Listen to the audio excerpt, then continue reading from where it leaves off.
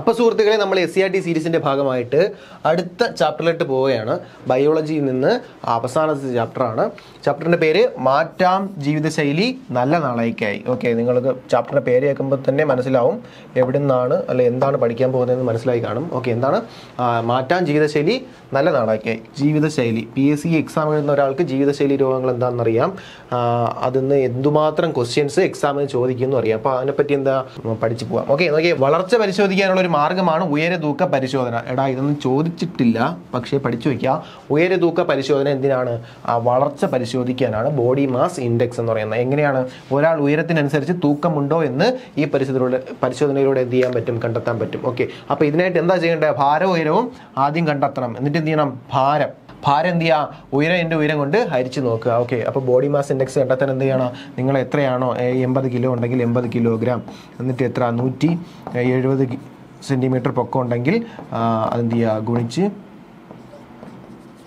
കിട്ടുന്നത് എത്രയാണെന്ന് കണ്ടെത്തണം. അതിനുശേഷം എന്ത് ചെയ്യുക? 18.5 കുറവാണെങ്കിൽ നിങ്ങൾക്ക് ഭാരക്കുറവാണെന്ന് നിങ്ങൾ മനസ്സിലാക്കണം. അപ്പോൾ ബോഡി മാസ് ഇൻഡെക്സ് പ്രകാരം 18.5 കുറവാണെങ്കിൽ നിങ്ങൾക്ക് ഭാരക്കുറവാണ്. 18.5 മുതൽ 24.9 വരെയാണെങ്കിൽ നിങ്ങൾക്ക് ശരിയായ ഭാരമാണ് ഉള്ളത്. 25 മുതൽ 29.9 വരെയാണെങ്കിൽ അമിതവണ്ണമാണ്. സൂക്ഷിക്കേണ്ട ഘട്ടം എത്തിക്കഴിഞ്ഞു. ഓക്കെ, അത് കഴിഞ്ഞ് 30 മുതൽ 34.9 വരെയാണെങ്കിൽ പൊണ്ണത്തടിയുടെ ഒന്നാം ഘട്ടമായി. 35 മുതൽ 39.9 വരെയാണെങ്കിൽ പൊണ്ണത്തടിയുടെ രണ്ടാം ഘട്ടം. 40 മുകളിലാണെങ്കിൽ പൊണ്ണത്തടിയുടെ മൂന്നാം ഘട്ടം. മൂന്നാം ഘട്ടം ഒന്നുമില്ല, ഡെഡാണ്. ഓക്കെ, അപ്പോൾ എന്ത് ചെയ്യണം? തടി കുറയ്ക്കാൻ ശ്രമിക്കണം. ഓക്കെ, നോക്കിയിടാ, വയോജനങ്ങൾക്കൊപ്പം ഇതിൽ നിന്ന് അല്ലെങ്കിൽ ഈ സ്ലൈഡിൽ നിന്ന് നമുക്ക് പഠിക്കാനായിട്ട് ഒരു പോയിന്റ് മാത്രമേ ഉള്ളൂ. നമുക്ക് ഈ കഥാളെന്ന് നമുക്കറിയേണ്ട കാര്യമല്ലോ, നമ്മൾ PSC പഠിക്കുന്നവരല്ലേ. അപ്പോൾ നമുക്ക് വേണ്ടത് മാർക്കാണ്. ആ മാർക്കിന് വേണ്ടി ഈ ടോപ്പിക്കിൽ നിന്ന് എന്തുണ്ടാകുന്ന നോക്കാം. ഓക്കെ, നോക്കി എടാ ഈ സ്ലൈഡിൽ നിന്ന് നമുക്ക് പഠിക്കാനുള്ളത് ഒരു കാര്യം മാത്രമാണ്. നമ്മൾ PSC പഠിക്കുന്നവരാണ്, നമുക്ക് വേണ്ടത് മാർക്കാണ്. ആ മാർക്കിന് വേണ്ടി നമുക്ക് ഈ സ്ലൈഡിൽ നിന്ന് എന്തുണ്ടാകുന്ന നോക്കാം. ഓക്കെ, നോക്കി എല്ലാ വർഷവും ഒക്ടോബർ 1 എന്ത് വയോജന ദിനമായിട്ട് ലോകമെമ്പാടും എന്ത് ചെയ്യുന്നു? ആചരിക്കപ്പെടുന്നു. അപ്പോൾ ഒക്ടോബർ 1 ലോകമെമ്പാടും ലോക വയോജന ദിനം എന്നാണ്. ഒക്ടോബർ 1 ഒക്ടോബർ 1 ലോക വയോജന ദിനം. പോയിന്റ് 1 പഠിച്ചു വയ്ക്കുക. ഒക്ടോബർ 1 ലോക വയോജന ദിനം. ഇത് SCERT ഉള്ളത് കൊണ്ട് തന്നെ വളരെ ഇമ്പോർട്ടൻ്റ് ആണ്. ഓക്കെ, ഒക്ടോബർ 1 ലോക വയോജന ദിനം. ഓക്കെ അല്ലേ? ഉറക്കത്തിൻ്റെ രഹസ്യം. ഓക്കെ, ഒരു മനുഷ്യന് അല്ലെങ്കിൽ ഒരു മനുഷ്യൻ്റെ ജീവിതത്തിൽ ഏറ്റവും ഇമ്പോർട്ടൻ്റ് ആയിട്ടുള്ള കാര്യമാണ് എന്ത്? ഉറക്കം എന്ന് പറയുന്നത്. അത് നമുക്ക് എല്ലാവർക്കും അറിയാം. നമ്മൾ ഒരു ദിവസം കുറഞ്ഞത് 7 മുതൽ 8 മണിക്കൂർ വരെ ഉറങ്ങണം എന്നാണ് പറയുന്നത്. ഒരു PSC പഠിക്കുന്ന ഒരാളെന്ന നിലയിൽ 7 മണിക്കൂർ മുതൽ 8 മണിക്കൂർ എന്ന് പറയുന്നത് വളരെ പ്രഷ്യസ് ആയിട്ടുള്ള ടൈമാണ്. ഓക്കെ, അപ്പോൾ എന്ത് ചെയ്യുക? ഉറക്കത്തിൻ്റെ രഹസ്യം ഉറക്കം. ഓക്കെ, നോക്കിയാൽ ഉറക്ക ഹോർമോൺ എന്നറിയപ്പെടുന്നത് ഏത് ഹോർമോണാണ്? മെലാറ്റോണിൻ. പഠിച്ചു വെച്ചോ. ഉറക്ക ഹോർമോൺ എന്നറിയപ്പെടുന്നത് മെലാറ്റോണിൻ. അതായത് മെലാറ്റോണിൻ്റെ ഉൽപ്പാദനം കൂടുന്നത് എപ്പോഴാണ്? രാത്രിയിലാണ്. അതായത് പകൽ വെളിച്ചമുള്ള സമയത്ത് ഈ മെലാറ്റോണിൻ എന്ന് പറയുന്ന ഹോർമോൺ എന്ത് ചെയ്യില്ല? ഉൽപ്പാദിപ്പിക്കപ്പെടില്ല. അങ്ങനെ ഉൽപ്പാദിപ്പിക്കുന്നുവെങ്കിൽ അതിൻ്റെ അളവ് എന്തായിരിക്കും? കുറവായിരിക്കും. ഓക്കെ, അപ്പം നമ്മുടെ ശരീരത്തിലെ ഒരു ഗ്രന്ഥി, ഏതാ ഗ്രന്ഥി? പീനിയൽ ഗ്രന്ഥി. ഗ്രന്ഥിയുടെ പേര് പഠിച്ചോ? പീനിയൽ ഗ്രന്ഥി. അപ്പം മെലാറ്റോണിൻ ആണ് എന്ത്? നമ്മുടെ ഉറക്കത്തെ നിയന്ത്രിക്കുന്നത്. മെലാറ്റോണിൻ എന്ന ഹോർമോണാണ് നമ്മുടെ ഉറക്കത്തെ നിയന്ത്രിക്കുന്നത്. മെലാറ്റോണിൻ എന്ന ഹോർമോൺ എവിടെ നിന്ന് ഉൽപ്പാദിപ്പിക്കപ്പെടുന്നു? പീനിയൽ ഗ്രന്ഥി. എന്താണ്? പീനിയൽ ഗ്രന്ഥി. ഇരുട്ടിനോട് പ്രതികരിക്കുന്നതിന്റെ ഫലമായിട്ടാണ് മെലാറ്റോണിൻ ഉൽപ്പാദിപ്പിക്കപ്പെടുന്നത്. അപ്പൊ ഇരുട്ട് വരുമ്പോൾ എന്ത് ഉൽപ്പാദിപ്പിക്കപ്പെടും? മെലാറ്റോണിൻ ഉൽപ്പാദിപ്പിക്കപ്പെടുന്നു. ഓക്കെ, അപ്പോൾ ഇരുട്ട് അല്ലെങ്കിൽ രാത്രി സമയങ്ങളിലാണ് എന്ത്? മെലാറ്റോണിൻ ഉൽപ്പാദിപ്പിക്കപ്പെടുന്നത്. മെലാറ്റോണിൻ ഉൽപ്പാദിപ്പിക്കപ്പെടുന്ന ഗ്രന്ഥിയാണ് ആ പീനിയൽ ഗ്രന്ഥി. ഒരുപാട് എക്സാമിന് ചോദിച്ചിട്ടുള്ള ക്വസ്റ്റ്യൻ ആണ്. അപ്പോൾ ഉറപ്പായിട്ട് എന്ത് ചെയ്യുക? ഈ പോയിന്റ് പഠിച്ചു വയ്ക്കുക. ഓക്കെ, അപ്പോൾ പ്രകാശത്തിന്റെ അഭാവത്തിലാണ് എന്ത്? മെലാറ്റോണിൻ ഉൽപ്പാദിപ്പിക്കപ്പെടുന്ന ഗ്രന്ഥിയാണ് പീനിയൽ ഗ്രന്ഥി. ഓക്കെ അല്ലേടാ? ഓക്കെ, പ്രഭാതമാകുമ്പോൾ പ്രകാശത്തിന്റെ സാന്നിധ്യം കൊണ്ട് എന്ത് ചെയ്യുന്നു? ഈ ഹോർമോണിന്റെ ഉൽപ്പാദനം എന്ത് ചെയ്യുന്നു? കുറയുന്നു. അപ്പോഴാണ് നമ്മൾ എന്ത് ചെയ്യുന്നത്? ഉറക്കം എഴുന്നേൽക്കുന്നത്. അപ്പോൾ എന്താണ് പറഞ്ഞത്? അപ്പോൾ പ്രകാശത്തിന്റെ സാന്നിധ്യത്തിൽ എന്ത് ചെയ്യും? മെലാറ്റോണിന്റെ ഉൽപ്പാദനം കുറയും. ഇരുട്ട് സമയത്ത് ഉൽപ്പാദനം കൂടും. അതുകൊണ്ട് നമ്മൾ ഉറങ്ങും. ഓക്കെ, അപ്പോൾ പ്രകാശത്തിന്റെ സാന്നിധ്യത്തിൽ മെലാറ്റോണിന്റെ ഉൽപ്പാദനം കുറയുന്നത് കൊണ്ടാണ് നമ്മൾ ഉറക്കം എണീക്കുന്നത് അല്ലേ? ഓക്കെ, കാപ്പി, ചായ, കോള എന്നിവയാണ് എന്ത്? ഉണർന്നിരിക്കുന്നതിന് പ്രചോദനമാകുന്ന ഭക്ഷ്യവസ്തുക്കൾ. എന്തൊക്കെയാണ്? കാപ്പി, ചായ, കോള. അതെല്ലാം നമുക്കറിയാം. ഓക്കെ അല്ലേ? അപ്പോൾ അതിനാൽ എന്ത് ചെയ്യരുത്? രാത്രി ഉറങ്ങുന്നതിന് മുമ്പ് ഇവ കുടിക്കരുത്. ഇതെന്ത് ചെയ്യരുത്? ഉറങ്ങുന്നതിന് മുന്നേ കഴിക്കരുത്. കഴിച്ചാൽ എന്തൊക്കെ ഉണ്ടാവാന്ന് പറഞ്ഞിട്ടുണ്ട്? ക്ഷീണം, ഏകാഗ്രത ഇല്ലായ്മ, ഉന്മേഷക്കുറവ് എന്നിവ പെട്ടെന്നുള്ള ദേഷ്യം എന്നിവയെല്ലാം എന്തുണ്ടാവും? ഈ പറയുന്ന കാപ്പി, ചായ, കോള എന്നിവ കഴിക്കുന്നതുകൊണ്ട് ഉണ്ടാവും. എപ്പോൾ? ഉറങ്ങുന്നതിന് മുന്നേ. ഓക്കെ, എടാ നോക്കിയടാ, എടാ പ്രമേഹം. ഓക്കെ, പ്രമേഹം. എടാ പ്രമേഹം എന്താ പ്രമേഹം? എടാ 100 മില്ലി ലിറ്റർ രക്തത്തിലെ പഞ്ചസാരയുടെ സാധാരണ അളവ് എത്രയാണ്? എടാ 70 മുതൽ 100 മില്ലിഗ്രാം ആണ്. എന്താണ്? 100 മില്ലി ലിറ്റർ രക്തത്തിലെ പഞ്ചസാരയുടെ അളവ് എത്രയായിരിക്കണം? 70 മുതൽ 100 മില്ലിഗ്രാം ആണ്. അപ്പൊ രക്തത്തിലെ പഞ്ചസാര അല്ലെങ്കിൽ എന്താണ് ഗ്ലൂക്കോസിന്റെ അളവ് ക്രമാതീതമായിട്ട് ഉയരുന്ന രോഗമാണ് പ്രമേഹം. നമുക്കറിയാം. നമുക്ക് പഠിക്കേണ്ടത് എന്താണ്? ഈ അളവാണ്. എത്ര? 100 മില്ലി ലിറ്റർ രക്തത്തിൽ 70 മുതൽ 100 മില്ലിഗ്രാം. ഓക്കെ, ഇതാണ് പ്രമേഹം അല്ലെങ്കിൽ പഞ്ചസാരയുടെ അല്ലെങ്കിൽ ഗ്ലൂക്കോസിന്റെ രക്തത്തിലെ സാധാരണ അളവ്. ഇതിൽ കൂടാനോ കുറയാനോ പാടില്ല. ഓക്കെ, എടാ ഇൻസുലിനും പ്രമേഹവും. എടാ രക്തത്തിലെ ഗ്ലൂക്കോസിന്റെ അളവ് നിയന്ത്രിക്കുന്നത് ആരാണ്? ഈ ഇൻസുലിനാണ്. ഈ ഇൻസുലിൻ ആരാണ് ഉൽപ്പാദിപ്പിക്കപ്പെടുന്നത്? പാൻക്രിയാസ് ആണ്. എന്താണ്? പാൻക്രിയാസ് ഉൽപ്പാദിപ്പിക്കുന്ന ഇൻസുലിൻ ആണ് നമ്മുടെ രക്തത്തിലെ ഗ്ലൂക്കോസിന്റെ അളവ് നിയന്ത്രിക്കുന്നത്. രക്തത്തിലെ ഗ്ലൂക്കോസിന്റെ സാധാരണ അളവ് നമ്മൾ പറഞ്ഞു. ഈ അളവ് നിയന്ത്രിക്കുന്ന ഹോർമോണാണ് ഇൻസുലിൻ. ഈ ഹോർമോൺ ഉൽപ്പാദിപ്പിക്കപ്പെടുന്നത് പാൻക്രിയാസിൽ നിന്നാണ്. നോക്കിയേ, ഫ്രെഡറിക് ബാൻഡിങ്, ജോൺ മക്ലോയിഡ് എന്നീ ശാസ്ത്രജ്ഞരാണ് ഇൻസുലിൻ എന്ന ഹോർമോൺ കണ്ടുപിടിച്ചത്. ആരൊക്കെ ചേർന്നാണ്? ഫ്രെഡറിക് ബാൻഡിൻ, ജോൺ മക്ലോയിഡ് രണ്ടുപേരും ചേർന്ന് 1921 എന്ത് ചെയ്തു? ഇൻസുലിൻ ഹോർമോൺ കണ്ടെത്തി. ഓക്കെ, വർഷം സഹിതം പറഞ്ഞിട്ടുണ്ട്. അതുകൊണ്ട് തന്നെ വളരെ ഇമ്പോർട്ടൻ്റ് ആണ്, എക്സാമിന് ചോദിക്കാം. അപ്പോൾ ആരൊക്കെ ചേർന്ന്? ഫ്രെഡറിക് ബാൻഡിങ്ങും ജോൺ മക്ലോയിഡും ചേർന്ന് 1921 ഇൻസുലിൻ ഹോർമോൺ കണ്ടെത്തിയത്. ഇൻസുലിൻ ഹോർമോൺ ഉൽപ്പാദിപ്പിക്കപ്പെടുന്ന ഗ്രന്ഥി ഏതാണ്? പാൻക്രിയാസ് ആണ്. പഠിച്ചു കഴിഞ്ഞു. ഓക്കെ, എടാ ഇൻസുലിൻ ഉൽപ്പാദിപ്പിക്കുന്ന കോശങ്ങളുടെ നാശം കാരണം എന്ത്? ശരീരത്തിന് ആവശ്യമായ ഇൻസുലിൻ ഉൽപ്പാദിപ്പിക്കപ്പെടാത്ത അവസ്ഥ ഉണ്ടാകുന്നു. അങ്ങനെ ഉണ്ടാകുന്ന അവസ്ഥയെ പറയുന്ന പേരാണ് ടൈപ്പ് 1 പ്രമേഹം. എന്താണ്? ടൈപ്പ് 1 പ്രമേഹം. എന്താണ് ടൈപ്പ് 1 പ്രമേഹം? നമ്മുടെ ശരീരത്തിൽ ഇൻസുലിൻ ഉൽപ്പാദിപ്പിക്കാൻ കഴിയാതെ വരുന്ന അവസ്ഥയാണ് ടൈപ്പ് 1 പ്രമേഹം. ഇത് സാധാരണ ഉണ്ടാവുന്നത് കുട്ടികളിലാണ് എന്ന് മനസ്സിലാക്കുക. അപ്പൊ ടൈപ്പ് 1 പ്രമേഹം സാധാരണ കണ്ടുവരുന്നത് ആർക്കാണ്?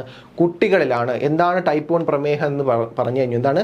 ഇൻസുലിൻ എന്ത് ചെയ്യുന്നില്ല? നമ്മുടെ ശരീരത്തിൽ ഉൽപ്പാദിപ്പിക്കപ്പെടുന്നില്ല. അപ്പോൾ എന്താണ്? ആവശ്യമായ അളവിൽ ഇൻസുലിൻ ഉൽപ്പാദിക്കപ്പെടാത്ത അവസ്ഥ ടൈപ്പ് 1 പ്രമേഹം. ടൈപ്പ് 1 പ്രമേഹം ശരീരത്തിന് ആവശ്യമായ അളവിൽ ഉൽപ്പാദിപ്പിക്കപ്പെടാൻ പറ്റുന്നില്ല. ഓക്കെ അല്ലേ? ടൈപ്പ് 1 പ്രമേഹം എന്താണെന്ന് കറക്റ്റ് മനസ്സിലായി.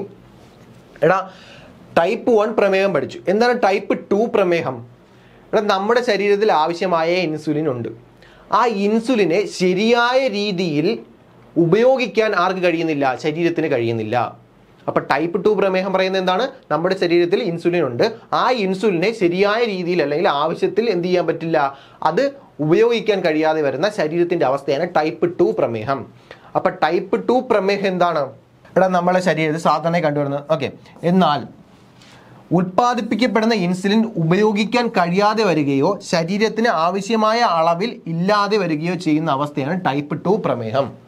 ഓക്കെ, നാം സാധാരണയായി കണ്ടുവരുന്ന പ്രമേഹമാണെന്ത്? ടൈപ്പ് 2 പ്രമേഹം. നമ്മുടെ അമ്മൂമ്മയ്ക്ക് അപ്പൂപ്പനൊക്കെ ഉള്ളത് ടൈപ്പ് 2 പ്രമേഹം ആയിരിക്കും ഉണ്ടെങ്കിൽ. ഇവിടെ ടൈപ്പ് 1 പ്രമേഹത്തിന് ജീവിതകാലം എന്ത് ചെയ്യണം? നമ്മൾ മരുന്ന് കഴിക്കണം.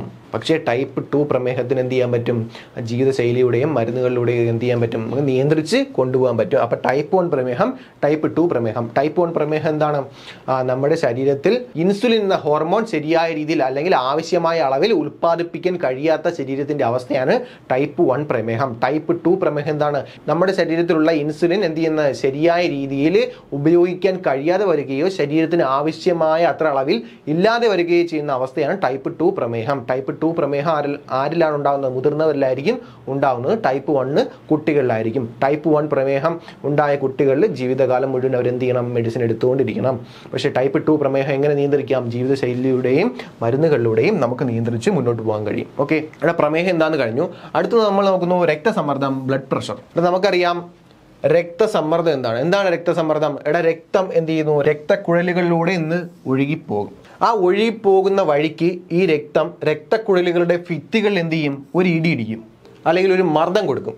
ആ മർദ്ദമാണ് രക്തസമ്മർദ്ദം. അപ്പോൾ എന്താണ് രക്തസമ്മർദ്ദം?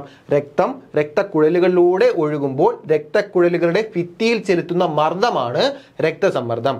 ഇതെങ്ങനെ അളക്കാം? സ്ഫിഗ്മോമാനോമീറ്റർ. രക്തസമ്മർദ്ദം അളക്കാൻ ഉപയോഗിക്കുന്ന ഉപകരണത്തിന്റെ പേര് സ്ഫിഗ്മോമാനോമീറ്റർ. ഈ ഉപകരണം ഉപയോഗിച്ചാണ് എന്ത് രക്തസമ്മർദ്ദം അളക്കുന്നത്. അപ്പൊ ഈ ഉപകരണത്തിൽ എത്ര വേണം? 120/80 മില്ലിമീറ്റർ ഹെക്ടാർജറം റീഡിംഗ് കാണിക്കുന്നതാണ് സാധാരണ ബ്ലഡ് പ്രഷർ ലെവൽ. എന്താണ് ഈ സ്ഫിഗ്മോമാനോമീറ്ററിൽ എത്ര കാണിക്കണം? 120/80 മില്ലിമീറ്റർ ഹെക്ടാർജറം കാണിച്ചാൽ അത് നോർമൽ രക്തസമ്മർദ്ദമാണ്.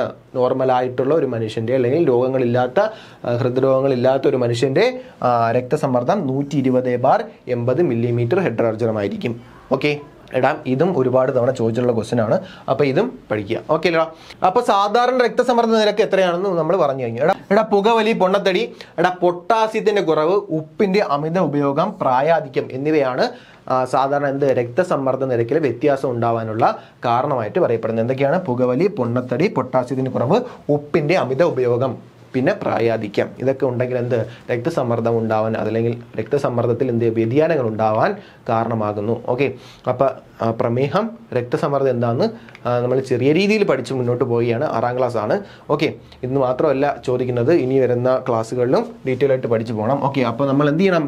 ബേസിക് ആയിട്ട് ഇത്രയും കാര്യങ്ങൾ പഠിച്ചിരിക്കണം. ഓക്കെ, രക്തസമ്മർദ്ദം, പ്രമേഹം. ഓക്കെ, അപ്പോൾ എന്താണ് രക്തസമ്മർദ്ദം എന്ന് പറഞ്ഞു. രക്തക്കുഴലിലൂടെ ഒഴുകുമ്പോൾ എന്തുണ്ടാവും? രക്തക്കുഴലുകളുടെ ഭിത്തിയിൽ രക്തം ഒരു മർദ്ദം ചെലുത്തും. അതാണ് രക്തസമ്മർദ്ദം. ഓക്കെ, ഇവിടെ നോക്കിയേ, കൊളസ്ട്രോൾ എന്താണ്?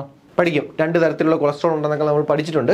ഓക്കെ, അത് നമ്മൾ ഒന്ന് വൃത്തിയായിട്ട് പഠിക്കാം. ഓക്കെ, എന്താണ്? നമ്മുടെ ശരീരത്തിലെ മൊത്തം കൊളസ്ട്രോൾ 200 mg/dL ആണ്. എന്താണ്? 200 mg/dL ആണ്.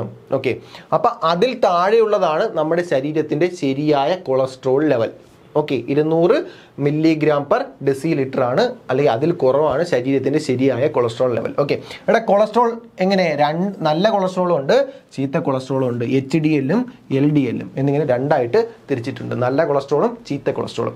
ഇവിടെ നമ്മുടെ ശരീരത്തിലുള്ള ഈ ചീത്ത കൊളസ്ട്രോൾ ഉണ്ടല്ലോ, അത് രക്തക്കുഴലുകളിൽ ഇങ്ങനെ അടിഞ്ഞു കിടക്കും. ഇതെന്ത് ചെയ്യും? രക്തപ്രവാഹത്തെ തടസ്സപ്പെടുത്തും. അപ്പോൾ നമ്മുടെ നല്ല കൊളസ്ട്രോൾ ഒന്ന് എന്ത് ചെയ്യും? ഈ ചീത്ത കൊളസ്ട്രോളിനെ ഇല്ലാതാക്കും. ഇതാണ് നല്ല കൊളസ്ട്രോളും ചീത്ത കൊളസ്ട്രോളും ചെയ്യുന്നത്. ഓക്കെ, എന്താണ്? ഇവിടെ അധികമുള്ള ചീത്ത കൊളസ്ട്രോൾ എന്താണ്? രക്തക്കുഴലുകളിൽ അടിഞ്ഞുകൂടി എന്ത് ചെയ്യുന്നു? രക്തപ്രവാഹത്തിന് തടസ്സമുണ്ടാക്കുന്നു. ഇതെന്തിന് കാരണമാകുന്നു? ഹൃദയാഘാതത്തിന് കാരണമാകുന്നു. ഇതെന്ത് ചെയ്യുന്നു? കരളിനെയും ദോഷകരമായിട്ട് ബാധിക്കുന്നുണ്ട്. ഓക്കെ, എന്നാൽ നല്ല കൊളസ്ട്രോൾ എന്ത് ചെയ്യും? ഈ നല്ല കൊളസ്ട്രോൾ കൂടുന്നതിനനുസരിച്ച് എന്ത് ചെയ്യുന്നു? ഹൃദയാഘാത സാധ്യത കുറയ്ക്കുന്നു. നേരത്തെ നമ്മൾ പറഞ്ഞു എന്താണ്? രക്തപ്രവാഹത്തിന് തടസ്സം ഉണ്ടാക്കുന്നത് ചീത്ത കൊളസ്ട്രോൾ ആണ്, അതിനെ തടയുന്നത് നല്ല കൊളസ്ട്രോൾ ആണ്. അപ്പം നല്ല കൊളസ്ട്രോൾ കൂടുമ്പോൾ ഹൃദയാഘാത സാധ്യത കുറയുന്നു. വ്യായാമം ചെയ്യുമ്പോൾ ശരീരത്തിൽ എന്ത് ഉണ്ടാകുന്നു? നല്ല കൊളസ്ട്രോൾ ഉണ്ടാകുന്നു. അതുപോലെ എന്ത് ചെയ്യുന്നു? നോക്കി, മത്തി, അയല, ഇലക്കറി, പയറുവർഗ്ഗങ്ങൾ, നിലക്കടല, വാൾനട്ട് തുടങ്ങിയ ആഹാര പദാർത്ഥങ്ങൾ എന്തുണ്ടാക്കുന്നു? നല്ല കൊളസ്ട്രോൾ ഉണ്ടാക്കാൻ സഹായിക്കുന്നു. ഓക്കെ, ഏതൊക്കെയാണ്? അയല, മത്തി, ഇലക്കറികൾ, പിന്നെന്താണ്? പയറുവർഗ്ഗങ്ങൾ, നിലക്കടല, വാൾനട്ട് എന്നീ ആഹാരങ്ങൾ കഴിക്കുമ്പോൾ എന്തുണ്ടാവും? നല്ല കൊളസ്ട്രോൾ ഉണ്ടാകുന്നു. അപ്പോൾ കൊളസ്ട്രോളിൻ്റെ സാധാരണ ലെവൽ എത്രയെന്ന് പറഞ്ഞു?